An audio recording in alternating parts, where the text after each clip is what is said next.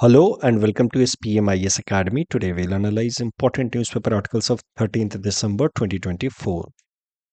Please note you can download the PDF version of today's newspaper analysis by clicking the link given in the comment section. This is the list of the topics that we'll be covering from today's newspaper. The first article is about Disease X.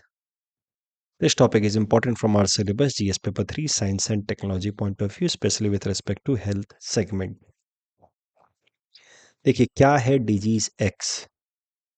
तो मैं बस समझाने के लिए बता रहा हूँ, जैसे हम मैथ्स का कोई सम सॉल्व करते हैं, मैथ्स का कोई प्रश्न सॉल्व करते हैं, तो जब किसी फैक्टर के बारे में हमें नहीं पता होता कि उसकी वैल्यू कितनी होगी, तो हम क्या एज्यूम कर लेते हैं कि लेट इट बी एक्स। वैसा ही कुछ ये एक्स है यहाँ पे इस डिजीज के फॉर्म में। WHO ने साल 2018 में ये टर्म कॉइन किया था डिजीज एक्स, जहाँ पे WHO ने कहा था कि आने वाले समय में ऐसी बीमारियां आएंगी जिनके बारे में हमें एग्जैक्टली नहीं पता होगा कि उनका ओरिजिन क्या है या फिर उनको कैसे कर्व किया जा सकता है, उनके क्या सॉल्यूशन हो सकते हैं। तो आने वाले टाइम में ऐसी और भी कई सारी बीमारियां आएंगी जिनके लिए पहले से ही WHO ने एक टर्म इस्तेमाल किया, डिजीज एक्स।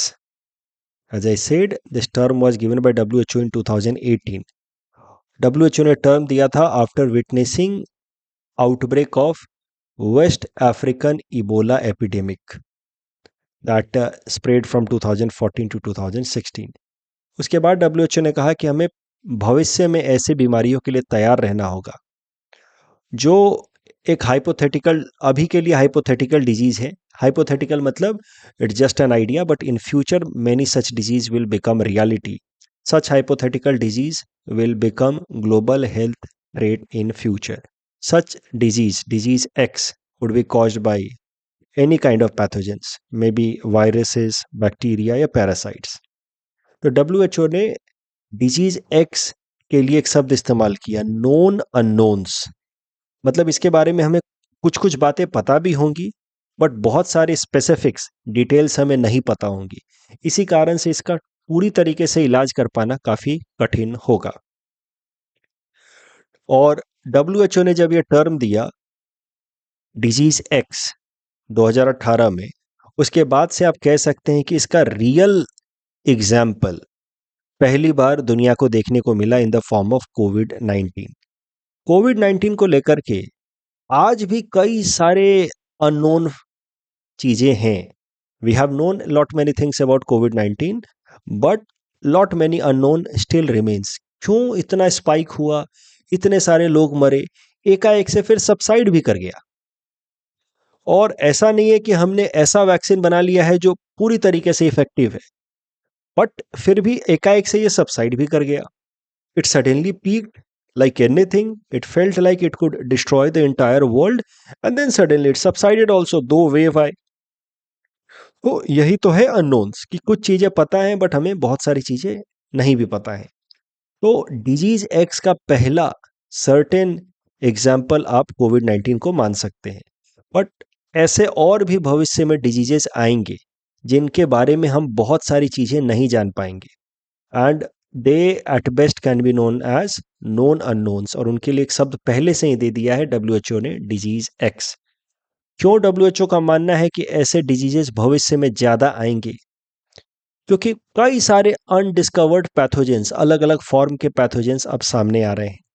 उसके अलावा human encroachment into forest areas, हम जंगलों में ज़्यादा इंक्रोच कर रहे हैं। एनिमल्स, बर्ड्स, प्लांट्स इनके लाइफ में ज़्यादा इंक्रोच कर रहे हैं। तो जूनोटिक स्पिल ओवर, मतलब जूनोटिक डिजीजेस क्या होते हैं? जो जानवरों से बीमारियां इंसानों तक ट्रांसफर होती हैं।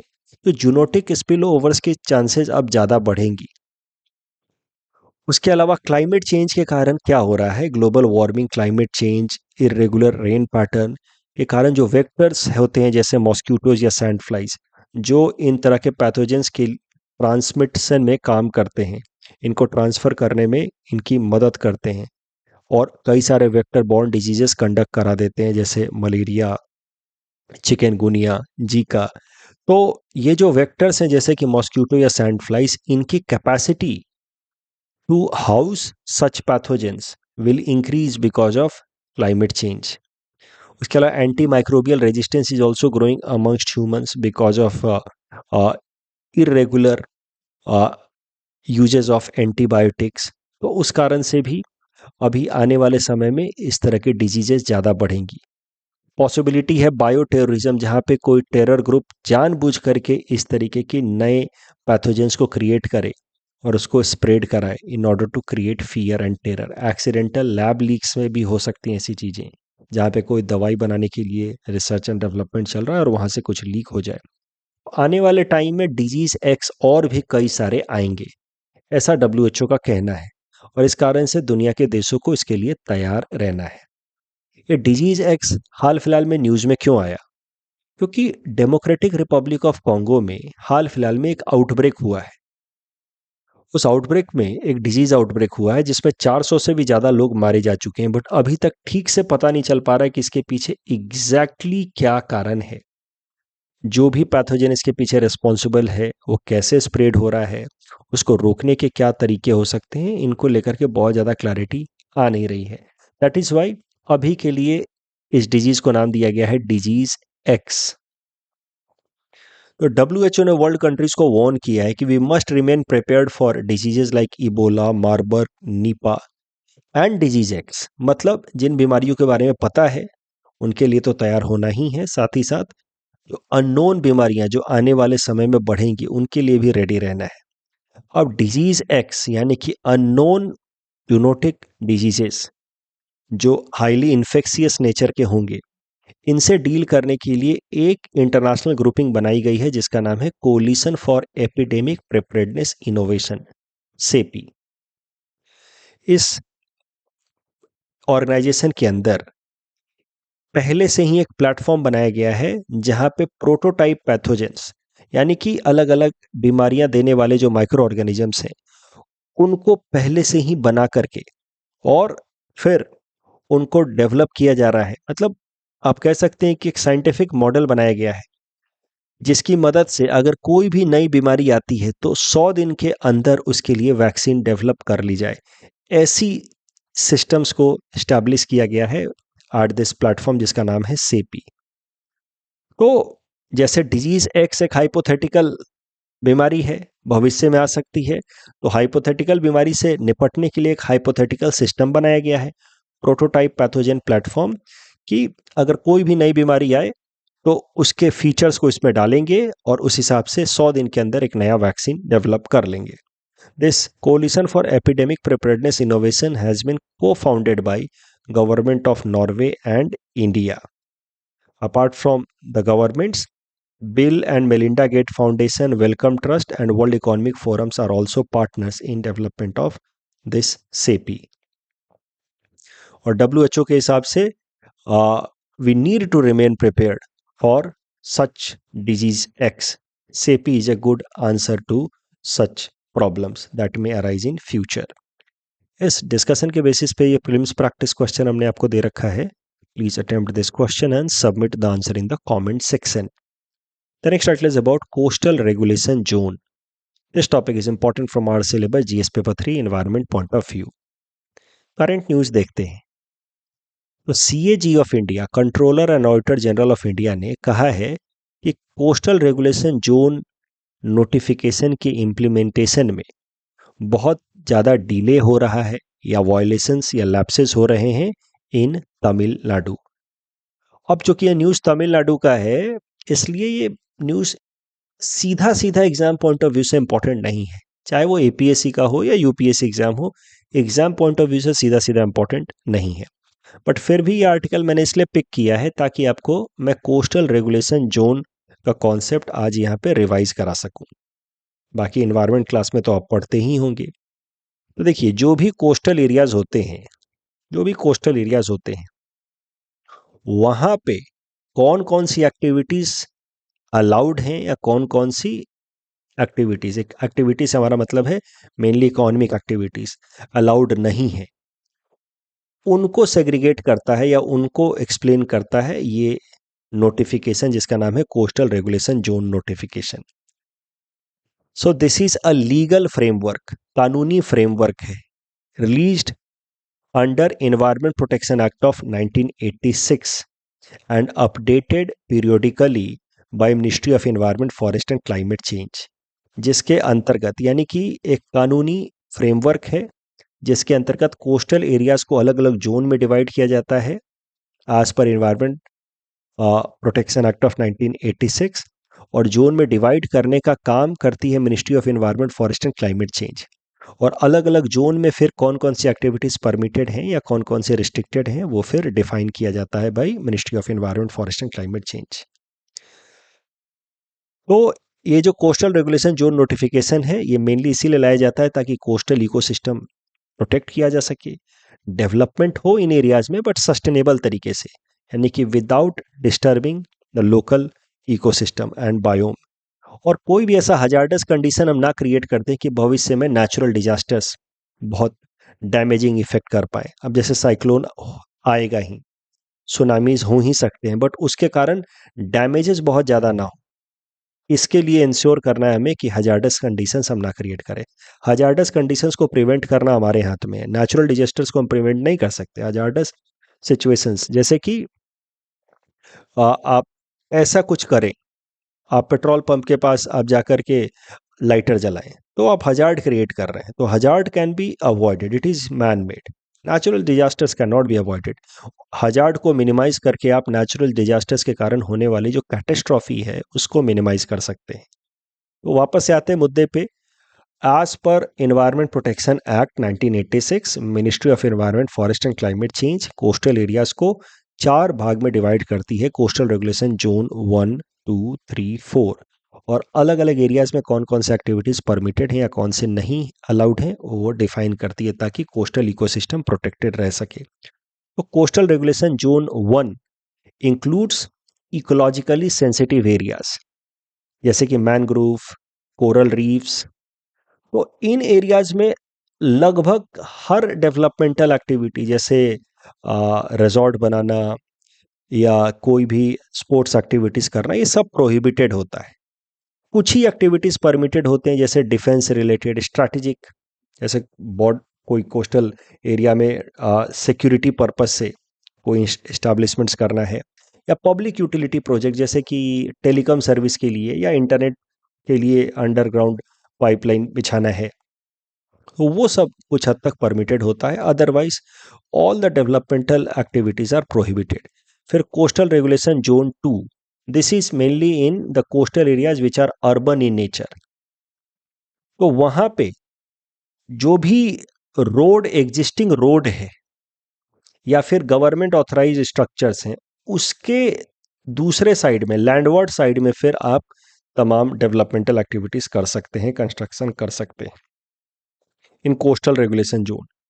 तो इकोलॉजिकली सेंसिटिव एरिया में तो कोई एक्टिविटी नहीं, बट जो नॉर्मल फिर कोस्टल रेगुलेशन जोन नंबर 2 है, वो कौन सा एरिया कोस्टल रेगुलेशन जोन 1 में आएगा, 2 में आएगा, वो सब तय करती है ministry of environment, forest and climate change. तो अगर ये एरिया को डिक्लेयर कर दिया गया कोस्टल रेगुलेशन जोन 2, तो फिर यहाँ पे जो सड़क है या कोई सरकारी इस्टेब्लिशमेंट है उसके लैंडवर्ड साइड में फिर तमाम कंस्ट्रक्शंस किए जा सकते हैं। Coastal regulation zone 3 is for rural areas. इसमें फिर 2 पार्ट हैं, ऐसे एरियाज जहाँ पे डेंसिटी जो है वो 2161% से ज़्यादा है, वहाँ पे कुछ एक डेवलपमेंटल एक्टिविटीज़ परमिटेड हैं, बट अगर इस नंबर से डेंसिटी कम है तो फिर वहाँ पे developmental activities are to great extent restricted. Very low intensity developmental activities are permitted. तो coastal regulation zone 1 ecologically sensitive area, coastal regulation zone 2 urban areas, coastal regulation zone 3 rural areas. तो coastal areas में भी coast के पास पास शहर भी होते हैं, coast के आसपास गांव भी होते हैं, तो गांव के लिए कोस्टल रेगुलेशन जोन 3, शहरों के लिए कोस्टल रेगुलेशन जोन 2। और फिर वाटर एरिया, ये पूरा पूरा पानी वाला एरिया जो क्रीक्स हैं या बैक वाटर्स हैं, water bodies along the coast, उनको डिफाइन किया गया है as part of coastal regulation zone 4। वहाँ पे तमाम एक्टिविटीज़ परमिटेड हैं जैसे फिशिंग, टूरिज्म या construction, but in a regulated manner, permission लेना होगा पहले से फ्रॉम लोकल अथॉरिटीज़। तो इस तरीके से कोस्टल रेगुलेशन जोन का कॉन्सेप्ट काम करता है in order to protect the coastal ecosystems. इस डिस्कशन के बेसिस पे प्रीलिम्स प्रैक्टिस क्वेश्चन हमने आपको दे रखा है। Please attempt this question and submit the answer in the comment section. Mains में आपसे ऐसा प्रश्न पूछा जा सकता है, जैसा कि मैंने आपको कहा कि जब तक प्रीलिम्स का नोटिफिकेशन नहीं आ जाता, तब तक रोज अगर आप एक आंसर 100 वर्ड्स का लिखते चल रहे हैं तो that would be useful for your upcoming mains exam. छोटा सा प्रश्न है कि कोस्टल रेगुलेशन जोन है क्या, उसके क्या फायदे हैं और कहाँ-कहाँ पे प्रॉब्लम्स हैं। तो प्रॉब्लम सीधा यही है, बेहतर इम्प्लीमेंटेशन नहीं हो पा रहा है। आपने तो देखा ही कि तमिलनाडु की सरकार को सीएजी ने रिप्रिमेंड किया है for not implementing coastal regulation zone properly. तो ऐसे आप जवाब बना सकते हैं। Next is about India's first hyperloop. This topic is important from our syllabus GS paper 3 science and technology point of view. समझते हैं हाइपरलूप का कॉन्सेप्ट होता क्या है। देखिए, नॉर्मल ट्रेन तो आप देख ही रहे हैं, समझ ही रहे हैं कैसे काम करती है।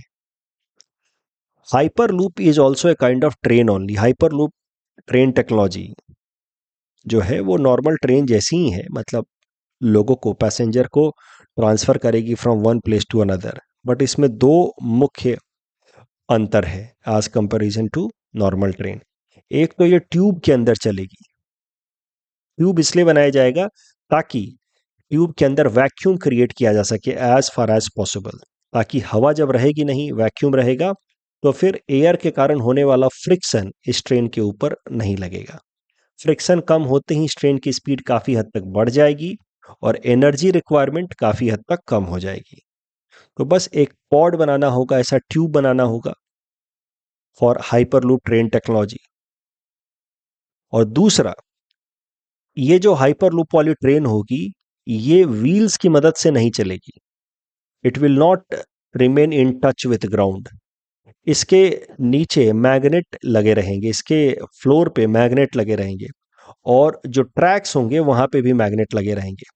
दोनों सेम पोल के, जैसे नॉर्थ नॉर्थ पोल के मैग्नेट एक साथ लगा दिए, आमने सामने कर दिए, तो इससे क्या होगा कि वो एक दूसरे को रिपेल करेंगे। रिपेल करेंगे तो एक मैग्नेटिक लेविटेशन क्रिएट होगा, मतलब this train will be at certain height from the surface. और उसके बाद जब इसको थ्रस्ट दिया जाएगा की तरफ, तो ये काफी फास्ट पेस से मूव करेगी and that will help in mass transition at a very high speed. तो ट्रेन का आप समझ ही रहे हैं कैपेसिटी कितना ज़्यादा है, बट वो लगभग फ्लाइट के स्पीड से मूव कर पाएगा। ये फ़ायदा होगा हाइपरलूप ट्रेन टेक्नोलॉजी का। Hyperloop train technology as a concept was first popularized by Elon Musk in 2012। अब दुनिया के कई सारे देशों में धीरे धीरे हाइपरलूप ट्रेन टेक्नोलॉजी आ रही है। भारत के अंदर इसको एक्सपेरिमेंटल बेसिस पे अभी स्टार्ट किया गया है। तो आईआईटी मद्रास ने, वहाँ की एक टीम ने 410 मीटर का एक हाइपरलूप टेस्ट ट्रैक अभी डेवलप किया है, जहाँ पे hyperloop pods are designed to reach at a speed of about 1100 kilometre per hour. तो भारत के अंदर हाइपरलूप प्रोजेक्ट को डेवलप कर रहे हैं Indian railway in association with IIT Madras की टीम, जिसका नाम है Avishkar hyperloop team, and TUTR which is a startup. ये तीनों मिल करके भारत के अंदर हाइपरलूप ट्रेन टेक्नोलॉजी को डेवलप करने की कोशिश कर रहे हैं। इस डिस्कशन के बेसिस पे प्रीलिम्स प्रैक्टिस क्वेश्चन हमने आपको दे रखा है। Please attempt this question and submit the answer in the comment section. The next article is about Gukesh, who has become youngest world chess champion. Important from prelims exam point of view mainly. 18 साल के Gukesh from Chennai, India has now become youngest world chess champion after defeating Ding Liren of China in the final game. इसके साथ ही गुकेश ने Gary कैस्परो, जो रसिया के grand master हैं, उनका 40 साल पुराना रिकॉर्ड तोड़ दिया of being youngest world chess champion. ये पहली बार ऐसा हो रहा था कि वर्ल्ड चेस चैंपियनशिप की फाइनल दो एशियन प्लेयर्स के बीच में खेली जा रही थी, एक इंडियन और दूसरे Chinese. The defending champion was Ding Liren, उनको हराया है डी गुकेश ने। इसके साथ ही अब डी गुकेश एशिया के तीसरे ऐसे इंसान बन चुके हैं जिन्होंने वर्ल्ड चेस चैंपियनशिप जीती है। तो एशिया से 3 लोग जिन्होंने अभी तक वर्ल्ड चेस चैंपियनशिप जीती है वो हैं विश्वनाथन आनंद, जो अब डी गुकेश के मेंटर भी हैं, दूसरे दिंग लिरेन, जिनको डी गुकेश ने हराया, and D Gukesh himself. 3 world chess champion from Asia. इस टॉपिक डिस्कशन के बेसिस पे प्रीलिम्स प्रैक्टिस क्वेश्चन हमने आपको दे रखा है. Please attempt this question and submit the answer in the comment section. Namaste scheme, इसमें तीसरा स्टेटमेंट गलत है. जहां पे भी एक्सक्लूसिवली ओनली ऐसी बातें हों तो थोड़ा सा उसको ध्यान से देखना, वो जनरली गलत ही होता है. पीएम पोषण में अगेन यहाँ पे ओनली के कारण ये स्टेटमेंट गलत है. क्लास 1 से लेकर के क्लास 8 तक के बच्चों को सपोर्ट किया जाएगा. देखिए, ये जो क्वेश्चन मैंने दिया था इसमें ऑप्शंस मैंने गलत दिए थे. तीनों स्टेटमेंट गलत है. ऑप्शन कुछ ऐसा होना चाहिए था, none. NHRC is not a constitutional body and NHRC is responsible for inquiring into complaint by human rights including those committed by private organizations. तो असल में सेकंड स्टेटमेंट इज तो करेक्ट. ये क्वेश्चन का ऑप्शन गलत दिया था. यहाँ पे टू ओनली करना चाहिए. It is responsible for inquiring to complaints of human rights violation including those committed by private individuals और organisations. That is correct. And chairperson of NHRC must be a retired Chief Justice of India. This statement is wrong. This statement is wrong because 2019 में amendment ला करके अब any retired justice of supreme court is permitted to be chairperson of NHRC. तो correct अगर option होता two only तो that would be the right option. तो यहाँ पे टू ओनली कर लेंगे. That's all from our side for today. Thanks for watching.